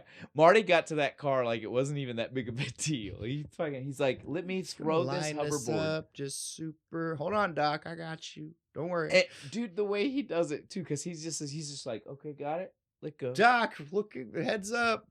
Perfect. Slick, just slides it straight onto his foot. Dude. Doc turns around. pulls off the scoop, the Superman scoop, yes, right? And for what we can assume is the first time Doc has ever been on the hoverboard. Any board. Fuck the hoverboard. Yeah. Any board. He's never skateboarded, none of that. But suddenly he's so smooth, man. Dude, he grabs her and literally like the way they do the like he like scoots off. I was like, I don't think we've seen that's how those work. Right? Because they made it seem like it was self-propelled at that point, didn't they? Yeah. Because what made him give that kind of that did motion? He kick off? Right? He kicked. Did we not see it? Yeah. Did he literally like throw kicked a foot up the train, and kick the train? Give him some push? I'm telling you right now, everything we've seen would say that that's not how the no, hoverboard at best they should have just like hovered in place and the train left them. Yes. But they do. They make it. Marty at least gets to see that. Yeah, right? they're okay. He knows they're all right. There is not time for them to get in that DeLorean. Just in time for him to be like, he has time to shut the door. Like, that is it. And then, whoosh, off we go. He's not okay, man. He comes back. We see the I love the train drop. The ding ding ding ding ding ding. And he comes in. He's just slowly coming to a stop down the tracks. I love that we don't even see anything happening. It's like somehow the mechanisms feel it. It sensed it. Right? I sense a disturbance in the space-time continuum. It takes so long before we even get the first like little bit to bolt in, right? Yep. Because they start it slow, like it's like ding ding ding ding ding ding, and you're just like literally the camera pans around, like what? What the fuck's happening? And then you get you get like some bolts, and you're like, oh man, that's dope. But immediately, before Marty can even really think, dude, before like almost anything, he's excited. He's like, yeah, all right, I made it. Fuck yeah! And then all of a sudden. Another train. Another train. Dives out, barely with his life. The way that this is edited isn't very good because the way it's done is that he didn't have time. No, he definitely by the time he was opening the door in the way it's shot, the train hits him. He's gone. Yeah. He didn't get it open in time. But he did. He did, yeah. We see the parts. The just way they scattered everywhere. It's insane the way they scattered these. You're just like, come on now. Did they actually hit a DeLorean with a train? No, it looks. If so, fuck yeah. Marty is heartbroken though. He's just like, yeah, well, I mean, Doc, he wanted it destroyed. I guess at least I know you're okay, right? Like, yeah, his big thing was he knew that Buford didn't kill him. Didn't kill him, and he's got his girl, and he's happy in 1885. In all fairness, right? Though, Buford is the kind of guy that holds a grudge. And it's relatively easy to escape from old Westy jails. I don't know about you, but instead all the time. If I were Marty, instead of running to home, yeah, I might have ran to the local library and been like, "Is Doc okay? See what happened. See if I can find any evidence of him past 1885." But no, Marty runs home. For the dumbest scene, I don't even know if we needed this. We did. Did we need this? We could have skipped this, went straight to Jennifer. I don't even know if we needed to go to Jennifer. If Marty wouldn't have mentioned it to Doc, like we skipped over it because that's how little we think about it. But yeah, if Marty wouldn't have mentioned to Doc that he thought it was weird about leaving her there, we wouldn't even need to go back. No. I don't know about most viewers weren't thinking about Jennifer. No. By the end of the Wild West. Fuck no. By the end of hanging from ropes and horses. Hell no. Nobody was like. No one gave a shit about Jennifer. Nobody was like, ride back to Jennifer, right? She was foremost in my thoughts. Like I said, we could probably skip Jennifer. The movie could have skipped over both of these, really. And no, the movie should have ended with Doc's train smashing into the DeLorean, right? Would have been cool. It's two stone. One bird, two stone, whatever that fucking saying is. But instead, he goes home. When he goes home, we do get to see. It's kind of like their way of being like, remember, all of this is connected. Remember all the cool things. These people. And so everything's fine. We see the brother, the sister. We see Leah Thompson. Again. The only part she should have been. The not Crispin Glover.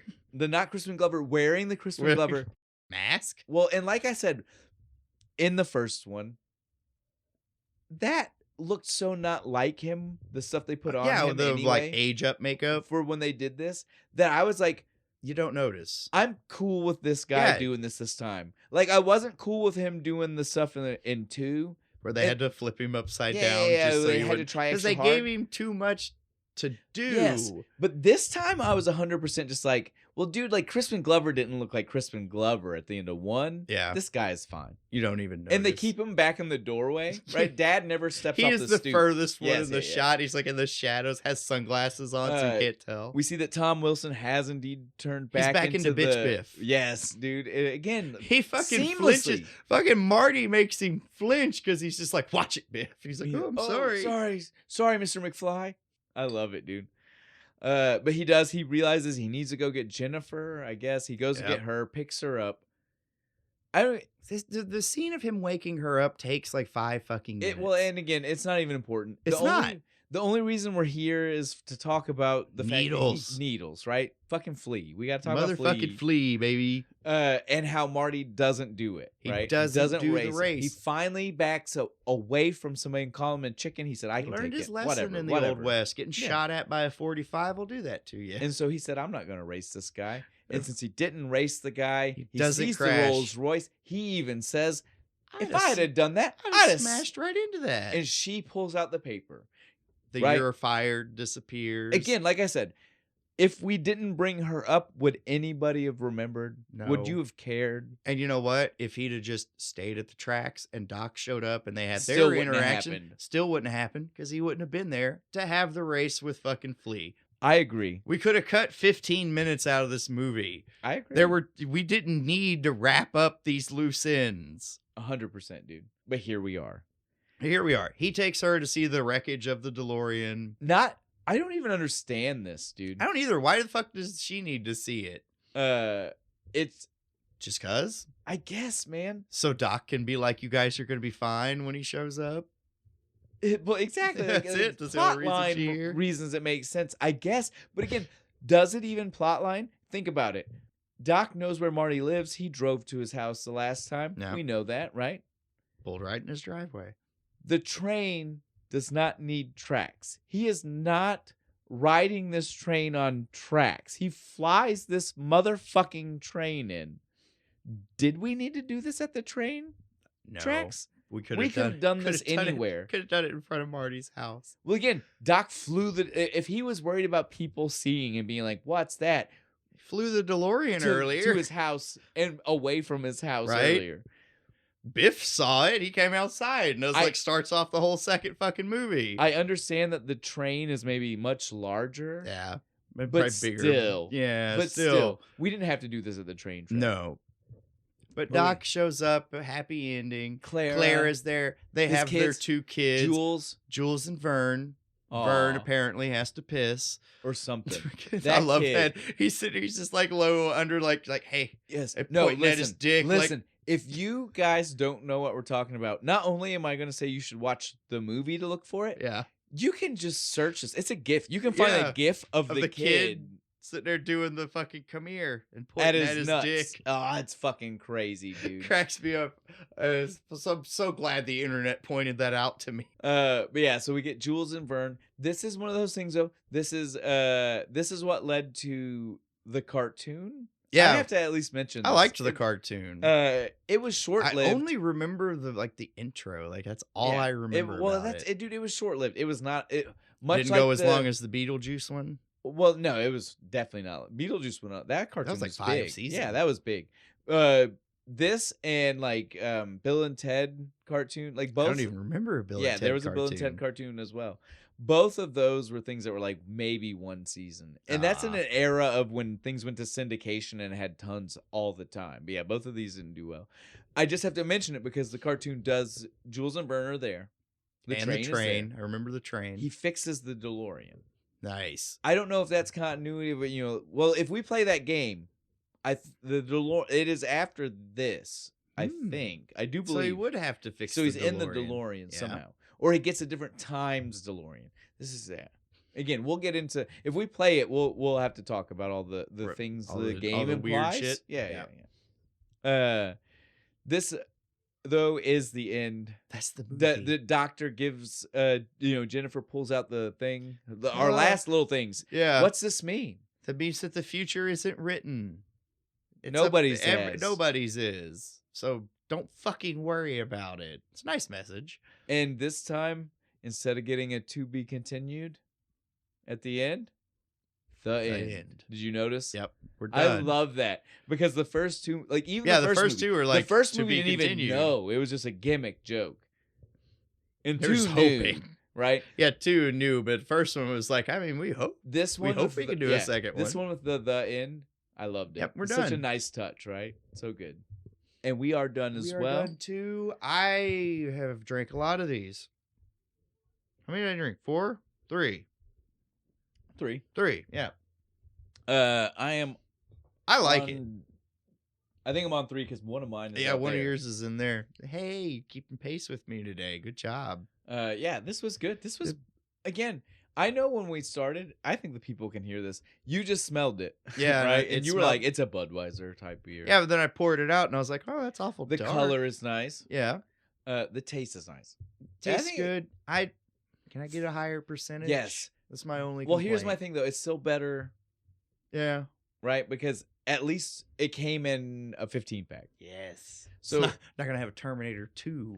No, I am gonna have a belly full of liquid. Yeah, we need some nachos. Right, it's so good. Nacho beer. So way to go. Who is it? What's Braxton Brewing Company. Way to go, Braxton. Spur. I knew the name American of it. Lager. I just had to make sure who made it. Way to go, guys! You guys did a great job. This was Back to the Future. Again, much like we didn't have to say stuff at the beginning. I know we're done now. I know we finished. Final thoughts, man. Finished everything. I love them. I don't think final thoughts. I think I've covered this. I think that again, if you watch the second movie, our first episode in the franchise, I'm pretty sure we said I'm pretty sure we both gushed about the franchise. Yeah, I love. None of these are bad. No, it's like Teenage Mutant Ninja Turtles and Star Wars. There are certain things. Those are the trilogies. They just live in an era where, like, I don't care. Like, I don't know if it's nostalgia. I don't know what it is, but I don't even know if I'd say that because, like, I don't know if new people come into this and aren't just instantly like, yeah, all 3 of those are fucking. They have to. There's no phenomenal. Way. Even the third one to get it, it's a rehash of a lot of shit. Oh, but they're funny. Awesome rehashes. They're funny. They're good. They do it. Some of them are even borderline clever, I might say. It's great, guys. On that note, we are going to let you know about next week. I'll hit them with the movie, then you can tell them the beer. And this is one of those we like to be up front sometimes. So I'll tell you guys. This is an emergency. We've been snowed in. We've mentioned before that we go on road trips to do this. We've not been able to do that for a while. So we're pulling. We've been literally. This has probably been banked since the episode beginning. 1. Yeah, right? I want to say you came to me literally when you told me you told a friend of yours that we were thinking about it. Yeah, and what the premise was. Chuck, this was Chuck's suggestion. And you were like. As soon as I told him, he said, "What about doing The Graduate?" That's our movie, The Graduate. With this beer, the Country Boy Cougar Brewing, Bait. Yeah, Cougar Bait. Yeah, it just fits so fucking perfect, doesn't it? Right? If you know, if you are you trying to seduce me? It's good. It's good. So and again, next week, super excited. First Dennis fucking Hoffman movie. Well. Dustin Hoffman. Well, again, I think the bigger thing to mention, Dennis Hopper and Dustin Hoffman mixed together. I think the cooler thing to mention about that is, like, again, how rarely do we have someone tell us both? We always tell people, tell us both. This is one of those things that's been so long in the running because it was someone who, from the beginning, understood the assignment and said, "I got the movie right here, perfect for you. This is what you need to do." And we were like, awesome, we're going to put that in reserve. Yes, well, we were like, they sell that locally. Yeah, like we can get that. We are going to save that because something something tells me we'll need those banked up for when we might it's a super fucking emergency when we have to do the aviation gin. All right, guys. World's ending at that point. You guys know how this works. Anytime our little man here wants to see the movie and talk about the movie as our biggest fan in love of us, our smallest fan in stature probably. Yeah, probably.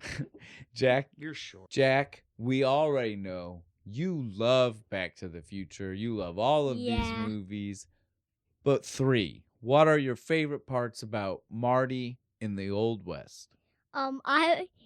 The funniest thing was the part how did the train got to 1985? The new train? Yeah. You like that new train? Yeah. With all the fancy flying stuff? Yeah. Yeah, that's what you like. Huh? Has he seen the cartoon? No. No. It's in the end. But we have a little bit of it. We should show you the cartoon. It's got the train in it. Yeah. Yeah, you love the train. You also said you loved when Doc shows up with the gun. Yeah. Right? Yeah. Saves Marty. And shoots it up. It looks like Marty's about to choke to death. Hey, do you want to know something? Yeah. Michael J. Fox What? actually almost choked. When they filmed that, he didn't know to be able to tell them that it wasn't working right, and that was real. He almost got choked and died. Yeah, for real. In the 90s. Yes, 1990. I love you. Wild. I love 20s. Yeah, I love that you. I love He that was you know in all his that. 20s. Yes, he was. Look at you, buddy. I love you. You know all this. And I like the gun the hat Marty has You like the silly it hat? looks like the Seamus? no, it looks like the Indiana Jones guy. Oh, yeah, no. When he got his got his real hat, his Clint real. Eastwood hat, he did look a little bit like it looked like Indiana Jones if he didn't crease it. Yeah, it was like an uncreased Indiana Jones hat. And I liked the moment I You're good. just figured out this every the two actors You good. Michael J. Fox was the grandfather. Yes, he played his great-great-grandfather. And this is The same guy. Yeah. Also, didn't Daddy blow your mind? Yeah. When I told it's the teacher. Yes, you didn't recognize that one, right? Yeah. Strickland does the hair, right? You told Yeah. me. You said Like he Wild has Bill. hair. Yeah, and I like the moment they was doing this to the DeLorean to make it fast. Oh, with the horses? Yeah. They had the horses Yeah. hooked up to it. Yeah. Alright. I like that shot too. It's a really good shot. All right, buddy. I think we got everything. You want to tell anybody? You want to tell them one more thing? Subscribe and like the bell button. We are officially finished. You got anything for us, I'm man? done. Just if you like this, like, comment, subscribe. Please, please, please subscribe to the Patreon, patreon.com/Kentucky Fried Critics. And I guess from your friends in time, goodbye. Great Scott. This is heavy.